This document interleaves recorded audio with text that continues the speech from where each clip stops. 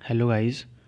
तो आज मैं एयरफोर्स वाई ग्रुप को लेकर डिस्कस करूँगा कि बहुत कम टाइम पे, जैसे एग्ज़ाम अगर नज़दीक हो जाए या तो बहुत कम टाइम पे विद इन 1 मंथ 15 से 30 दिन लगभग 1 महीने के अंदर एयरफोर्स वाई ग्रुप का कैसे बिल्कुल एग्ज़ाम ओरिएंटेड सिलेबस कंप्लीट करे ताकि कम से कम कट ऑफ क्लियर हो जाए और थोड़ा सा और मेहनत कर दिया जाए तो मेरिट तक आप आ सकते हैं। तो आज कुछ ऐसा ही मैं अपने एक्सपीरियंस के बेस पर डिस्कस करूँगा आप लोगों के सामने, तो बने रहिए। और मैं ऐसा मैं मान के चल रहा हूँ कि आप लोगों को कुछ नहीं आता है। आता बहुत कुछ होगा, बट मैं ऐसा मान के चल रहा हूँ, मैं अपने एक्सपीरियंस के बेस पे शेयर करूँगा। तो मैं ऐसा मान के चलूँगा कि आपको कुछ नहीं आता है, बिल्कुल बेसिक से बताऊँगा। और ये मेरा पर्सनल, आप समझ सकते हो, मेरा पर्सनल एक्सपीरियंस है, तो मैं इसको शेयर करने के लिए आज मैं आप लोगों के सामने आया हूँ। तो चलिए डिस्कस करते हैं। तो सबसे पहले जानना ये ज़रूरी है कि एयरफोर्स वाई ग्रुप में पेपर कितने मार्क्स का आता है। तो आप लोग सबको पता होगा, मैं बार बार बोल रहा हूँ, ऐसा मैं मान के चल रहा हूँ कि पता नहीं है। तो चलिए स्टार्ट करते हैं। तो देखिए, एयरफोर्स वाई ग्रुप में पेपर 50 मार्क्स का आता है। पेपर 50 मार्क्स का आता है, जिसमें से पहला पोर्शन होता है, देखिए पहला पोर्शन होता है इंग्लिश का। तो इंग्लिश से कितना मार्क्स का आता है? इंग्लिश से आता है 20 मार्क्स। और जो दूसरा पोर्शन होता है, वो दूसरा पोर्शन क्या होता है? रागा। तो रागा कितने मार्क्स का आता है? रागा आता है 30 मार्क्स का।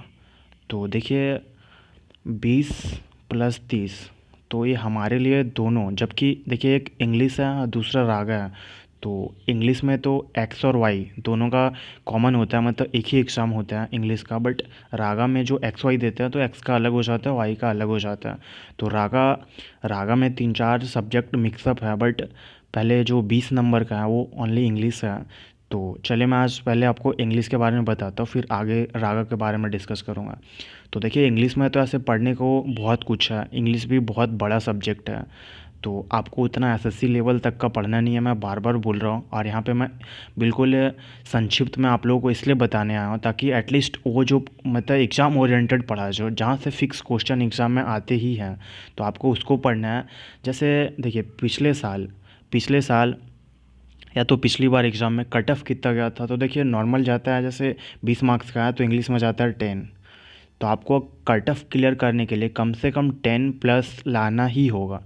तो आपको बहुत कम टाइम है, विद इन 1 मंथ या तो फिर 15 दिन। तो ऐसे में आपको क्या करना है, बस उतना चीज़ कवर करना है जो कि एग्ज़ाम में कंफर्म आते हैं। तो आप अगर पहले एग्ज़ाम दिए हैं तो फिर आपको तो पता होगा कि कहाँ कहाँ से क्वेश्चन आते हैं। अगर आप फर्स्ट टाइम देख रहे हो तो बिलीव मी, आप वीडियो को पूरा वॉच कीजिए, आपको समझ में आ जाएगा।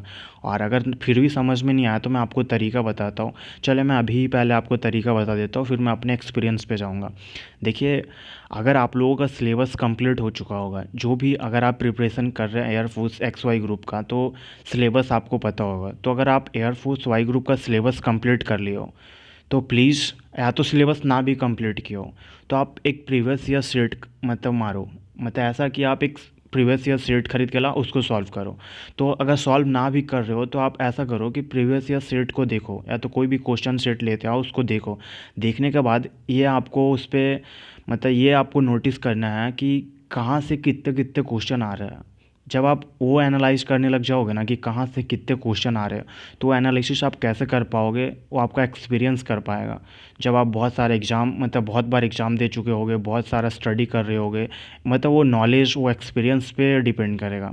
तो वो मेरे पास है, तो उसके बेस पे मैं शेयर कर रहा हूँ आप लोगों के सामने। तब आपको मतलब प्रीवियस ईयर का क्वेश्चन या तो फिर सेट लगाने से आपको पता चल जाएगा कि कहाँ से कितने क्वेश्चन आते हैं। और बिलीव मी, मतलब एयरफोर्स एक्स वाई का एग्ज़ाम उतना ज़्यादा टफ नहीं होता है, तो उतना ज़्यादा लो भी नहीं होता है, मॉडरेट लेवल का होता है। और इस पे ज़्यादातर क्वेश्चन रिपीट होते हैं, मतलब अगर प्रीवियस ईयर में आए हैं तो इन साल आएंगे या तो अगले साल, मतलब जो प्रीवियस ईयर में आए वही बेसिकली रिपीट होते रहते हैं। तो चलिए आज इंग्लिश का वो देख लेते हैं। तो देखिए, अभी फ़िलहाल इंग्लिश को देखते हैं। तो इंग्लिश में देखिए, इंग्लिश का सिलेबस बहुत बड़ा है, या तो जितना भी है। तो मैं आप लोगों को पहले बताऊंगा air force Y X Y group के लिए कि इंग्लिश में कैसे कम से कम आपको टारगेट लेके चलना है 15 का। अगर आप 15 का टारगेट लेके चलते हो तो 14-15 तक अगर आप नंबर ले आते हो तो इंग्लिश में अच्छा मार्क्स है। नहीं तो अगर आपकी इंग्लिश स्ट्रांग है तो फिर तो अच्छा है, 20 में से आप 18 लाओ, 17 लाओ, तो फिर अच्छा है, और नहीं तो फिर आप ध्यान दें इस पे। देखिए सबसे पहला क्या है, सबसे पहले आपको कम्प्रीहेंसन पे ध्यान देना है। आप पर डे एक कम्प्रीहेंसन प्लीज़ सॉल्व करें। कम्प्रीहेंसन से लगभग 4 या 5 मार्क्स, 5 मार्क्स तो आ ही जाता है। तो कम्प्रीहेंसन बहुत इजी ही होता है, आप सॉल्व करते रहिएगा, प्रैक्टिस करते रहिएगा, तो आपको ये हार्ड नहीं लगेगा, बहुत ईजिली हो जाएगा। तो इस पे लगभग 4 से 5 मार्क्स हैं, तो इस पे कंफर्म आते हैं। तो आप इसको प्रैक्टिस से ही कॉम्प्रिहेंशन आपका क्लियर हो जाएगा। तो आगे देखते हैं, आगे वोकेबलरी। देखिए इंग्लिश में वोकेबलरी बहुत इंपॉर्टेंट रोल प्ले करता है। तो इसके अंडर 4 सेक्शन है, one word substitution, idiom and phrases और एंटोसाइनो। तो ये 4 सेक्शन है। तो इस पे भी आप मान लो कि इससे भी मिला जुला के कम से कम 2 से 3 मार्क्स आ ही जाता है।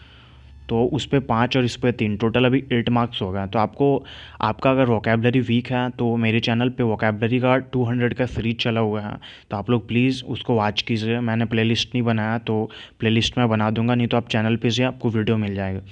तो ऐसा है कि कम्प्रीहेंसन से क्वेश्चन फिक्स आना है, 4 से 5 क्वेश्चन पक्का आएगा। तो आप कम्प्रीहेंसन जितना ज़्यादा सॉल्व करोगे आपकी हैबिट बनी रहेगी और उतना टफ नहीं आता, ईजिली कर पाओगे आप। अब वोकेबलरी बहुत है, तो एग्ज़ाम ओरिएंटेड क्या है, आपके एग्ज़ाम में कौन सा आता है, ये मैं करवा चुका हूँ अपनी वीडियो में, तो आप लोग प्लीज़ उसको वॉच कीजिए। तो चलिए नेक्स्ट देखते हैं। नेक्स्ट क्या है, देखिए नेक्स्ट है नरेशन। तो डायरेक्ट इनडायरेक्ट स्पीच से एक नंबर कन्फर्म आने वाला है। तो आपको डायरेक्ट इनडायरेक्ट स्पीच क्लियर कर लेना, नरेशन। और फिर रहा वॉइस। देखिए एक्टिव और पैसिव, एक्टिव टू पैसिव या पैसिव से एक्टिव चेंज करने, यहाँ से एक नंबर कन्फर्म आएगा। तो आप देखिए कि अगर आप इतना ही कर पा रहे हो तो आपको 10 नंबर इजीली आ जा रहा है। 5 नंबर इससे, 3 नंबर इससे, 8, एक 9, एक 10। तो यहीं से आप 10 नंबर गेन कर पा रहे हो। बस कितना कर लिया आप, इतना ही कर लिया। तो सोचो इतना से आप 10 नंबर क्लियर कर पा रहे हो। तो चलिए नेक्स्ट देखते हैं। नेक्स्ट क्या है, देखिए प्रीपोजिशन भी बहुत है। तो उसके लिए आपको मेनली जो आपके एग्ज़ाम में आता है ईजी आता है, और अगर नहीं तो फिक्स्ड प्रीपोजिशन आता है। तो इसको लेके मेरे चैनल पे बहुत जल्द वीडियो आने वाला है, तो आप लोग उसको भी वॉच कीजिएगा। और फिक्स्ड प्रीपोजिशन कौन कौन से हैं एग्ज़ाम ओरिएंटेड, तो मैं आपको वो बताऊँगा। तो यहाँ से 1 मार्क्स श्योर आना ही आना है। तो यहाँ से 1 मार्क्स हो गया। और फिर देखिए 1 मार्क्स मीन्स स्पेल्ड वर्ड से कंफर्म आता है एयरफोर्स के एग्ज़ाम में। तो इसलिए मैं बार बार बोलता हूँ, आप इंग्लिश में कुछ भी पढ़ो, कम्प्रीहेंसन सॉल्व करो, वोकैब रीड करो, याद करो, कुछ भी करो, आपको स्पेलिंग ध्यान में रखते हुए करना है। इंग्लिश पढ़ रहे हो, स्पेलिंग मोस्ट इंपॉर्टेंट है कि आप उसको ध्यान में रखते हुए चले, फिर आपका मिस स्पेल्ड वर्ड बिल्कुल सही करके आओगे आप। तो 1 मार्क्स यहाँ से आता ही आता है। अब बाकी जो बचा, जैसे टेंस हो गया, सिंटैक्स एरर हो गया, तो सारे पार्ट्स ऑफ स्पीच से मतलब ऐसे एरर क्वेश्चन आ जाता है, नाउन प्रोनाउन। तो नॉर्मली अगर आप इतना कुछ कर पाए हो और बेसिक क्लियर होगा ही, तो पार्ट्स ऑफ स्पीच से यहाँ से भी आप 2-3 मार्क्स सॉल्व कर ही लोगे, इतना कर ही लोगे। और अगर नहीं तो मेरे चैनल पे वीडियो आते रहेंगे इंग्लिश की, तो आप वीडियो के थ्रू वॉच करके आप बहुत कुछ सीख पाओगे। तो अगर इतना आप कर लेते हो तो देखिए अभी मैंने आपको बोला यहाँ से 5 नंबर, 3 नंबर, 8, 9, 10, 11, एक 12। अगर आप इतना इसमें से नाउन प्रोनाउन इतना पार्ट्स ऑफ स्पीच हैं, इसमें से क्या आप 2-3 नंबर नहीं ला सकते हो? बिल्कुल ईजी तरीके से आता है। नहीं तो मैं अपने चैनल पे वीडियो लाते रहूँगा। तो देखिए आप यहाँ से 15 नंबर ईजिली गेन कर पा रहे हो।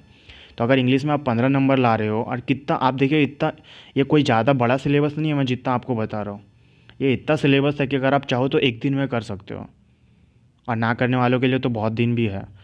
तो अगर आप चाहो तो इतना एक दिन में क्लियर कर सकते हो। तो देखिए आप जो भी पढ़ रहे होगे, आपका इंग्लिश स्ट्रांग है वीक है हमें नहीं पता है, बट मैं अपने एक्सपीरियंस के बेस पे बोल रहा हूँ, कम से कम इतना आपको क्लियर कर ही लेना है। ये सारे चीज़ क्लियर करना है आपको, कम से कम इतना करने के बाद आप मतलब कम से कम 15 मार्क्स तो ले ही आओगे आप। अगर आपकी इंग्लिश स्ट्रांग है, वोकैब पे पकड़ अच्छी है, आप एरर अच्छा डिटेक्ट कर पाते हो, तो फिर 18-17 मार्क्स आपका तो आ ही जाएगा। तो ये रही इंग्लिश की बात। अगर आप और इंग्लिश में डीपली, जैसे कि कोई टॉपिक उठा दिया, नाउन में कहाँ से क्वेश्चन आते हैं, वोकेबलरी के कैसे कैसे क्वेश्चन हैं, नरेशन में कैसे आते हैं, मिस स्पेल्ड वर्ड करा दो सर, कुछ पार्ट्स ऑफ स्पीच में इतने सारे पार्ट्स ऑफ स्पीच हैं, उसमें से कहाँ से कैसे क्वेश्चन आते हैं, अगर उतना डिटेल आपको जानकारी चाहिए स्पेशली इंग्लिश का, तो आप कमेंट सेक्शन में कमेंट करें कि सर स्पेशली इंग्लिश पे वीडियो बना दो कि इंग्लिश में अच्छा मार्क्स कैसे गेन करें। तो ये मेरा शॉर्ट रिव्यू था, बट इंग्लिश का अगर स्पेशल चाहिए तो मैं एक स्पेशल वीडियो बना दूंगा। तो ये रहा इंग्लिश का बात। अगर इंग्लिश में आप 20 में से 15 मार्क्स गेन कर पा रहे हो, ठीक है, तो अभी देखिए आप 50 में से 15 मार्क्स गेन कर चुके हो। तो चलिए नेक्स्ट देखते हैं। दूसरा पार्ट क्या आता है रागा का, जो कि मैं अभी बोला था आपको, रागा 30 मार्क्स का आता है। तो ये देखिए 30 मार्क्स में अभी कैसे मैं आपको गेन करवाता हूँ। मैं आपको जितना बता रहा हूँ उतना आपको ध्यान रखते हुए चलना है। तो देखिए इस पर होता क्या है, सबसे पहले बच्चे कन्फ्यूज़ हो जाता है कि रागा क्या चीज़ है, ये वर्ड सुन के कन्फ्यूज़ हो जाते हैं। तो ये वर्ड सुन के कन्फ्यूज़ नहीं होना, इसका फुल फॉर्म है, देखिए, रीजनिंग एप्टीट्यूड क्या है, जनरल अवेयरनेस। तो हाँ, ये जीके का पार्ट है। तो जनरल अवेयरनेस, ये स्पेलिंग थोड़ी मिस्टेक हो गई, इसलिए मैं यहाँ पढ़ने में थोड़ा गड़बड़ हो गया। तो रीजनिंग एप्टीट्यूड, एप्टीट्यूड होता है मैथ, रीजनिंग तो आपको पता ही है। और जनरल अवेयरनेस में आ जाता है ये जीके जीएस, और फिर या तो करंट अफेयर। तो करंट अफेयर हो गया और जीके जीएस हो गया। तो देखिए इस पे कितना पार्ट हो गया, एक रागा हो गया, मतलब एक रीजनिंग हो गया, एक मैथ हो गया, और जीके जीएस और करंट अफेयर। तो देखिए इस पे भी कैसे कैटेगराइज होता है। देखिए अगर आप क्वेश्चन पेपर सॉल्व करोगे तो सबसे पहले मैथ्स ही आता है। तो देखिए इसमें से ऐसा है कि 10-10 क्वेश्चन तो फिक्स हैं, जैसे 3 पार्ट है, रीजनिंग, मैथ और जीके, तो 10-10 तो फिक्स होते हैं। तो देखिए मैथ का 10 मतलब फिक्स नहीं होता है, ये क्या होता है, 10 से ज़्यादा नहीं जा सकता है, मैक्सिमम 10 क्वेश्चन पूछे जा सकते हैं मैथ के। बट मेरा पर्सनल एक्सपीरियंस है 10 क्वेश्चन आता नहीं है, मैक्सिमम 7 क्वेश्चन आते हैं, 7 क्वेश्चन आता है मैथ का। और रीजनिंग का 10 से ज़्यादा आ जाता है, रीजनिंग का 10-12 ऐसे क्वेश्चन आ जाते हैं। और जीके अगर 10 है तो इसमें से 4-5 तो करंट अफेयर आ ही जाता है, और 4-5 से मतलब कोई भी एक दो स्टैटिक जीके आ गया, एक ज्योग्राफी से पूछ दिया, एक हिस्ट्री से पूछ दिया, तो ऐसे क्वेश्चन होता है। तो ये हो गया रागा का बात। और आपको अगर देखिए अगर आपको पर्सनली मतलब हमसे कांटेक्ट करना हो तो आप मुझे इंस्टाग्राम पे फॉलो कर सकते हैं, और वहाँ आप अपना कुछ पर्सनल डाउट, कोई भी क्वेरी हो तो आप हमसे वहाँ से पूछ सकते हैं।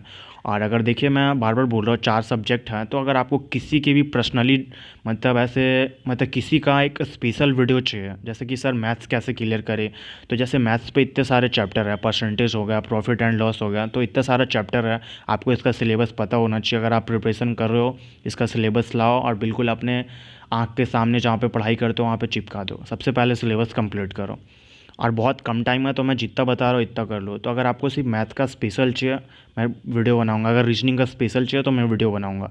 तो बात यहाँ पे यही था कि मैथ्स का लगभग 6 से 7 क्वेश्चन आते हैं, रीजनिंग के लगभग 10 से 12 क्वेश्चन आते हैं, और जनरल अवेयरनेस में से 4-5 तो करंट अफेयर के आते ही हैं, और बच गए 5 तो ये आ जाते हैं। इसमें से 1-2 स्टैटिक जीके आ जाते हैं, एक ज्योग्राफी का आ जाएगा, एक हिस्ट्री का आ जाएगा, 1-2 पॉलिटी का आ जाएगा। तो जीके जीएस में जो स्टैटिक जीके वाला पोर्शन है, इसका एक तो वीडियो मेरे चैनल पे आ चुका है।